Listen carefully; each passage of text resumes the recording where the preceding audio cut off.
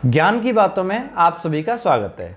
पहली ज्ञान की बात, जो व्यक्ति घर वालों को मारकर, पीटकर या घायल करके घर को हड़प लेता है तो उस व्यक्ति की पत्नी हमेशा बांझ होती है और कुकर्मी होती है और उसकी पुत्री पैदा नहीं होती है, और अगर उसकी पुत्री पैदा हो गई तो विधवा की ज़िंदगी बिताती है और वह हमेशा निर्धन और दरिद्र ही रहता है।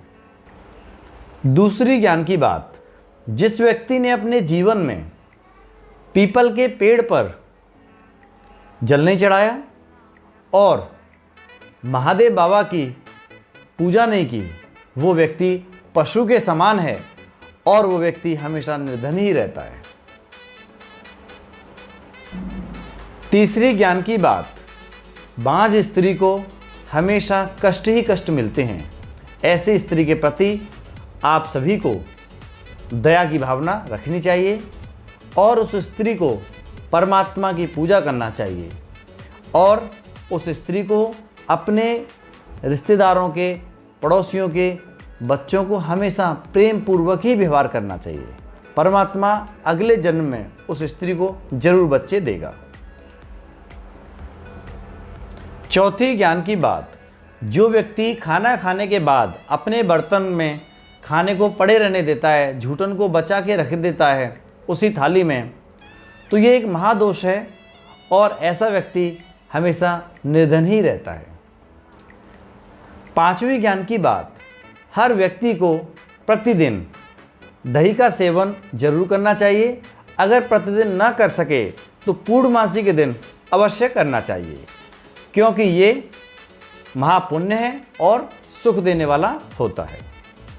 छठवीं ज्ञान की बात, जो व्यक्ति बहुत ज़्यादा मसूर, लहसुन और बैगन खाता है, ऐसे व्यक्ति को नरक में भी जगह नहीं मिलती है।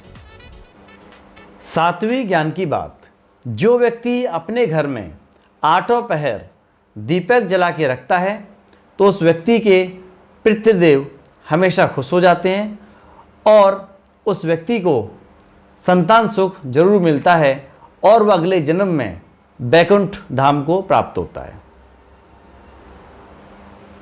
सातवीं ज्ञान की बात, जो व्यक्ति अंधेरे में खाना खाता है या लाइट बुझाकर खाना खाता है तो ऐसे व्यक्ति को धन और संतान का सुख नहीं मिलता, क्योंकि यह समय भूत प्रेत का माना जाता है। इस समय भोजन करना प्रेत भूत के साथ भोजन करने के समान होता है।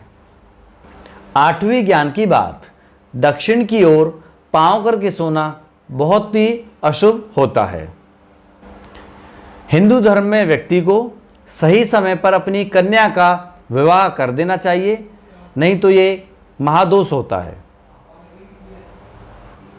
नौवीं ज्ञान की बात, व्यक्ति को अपने हाथ में और गले में सोना जरूर पहनना चाहिए, क्योंकि ये सोना बहुत शुभ माना जाता है।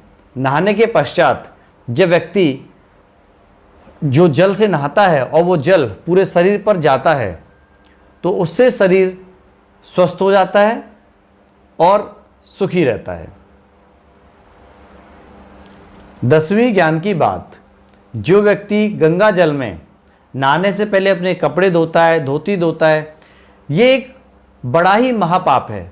व्यक्ति को गंगा जी में वैसे भी कपड़े नहीं धोना चाहिए।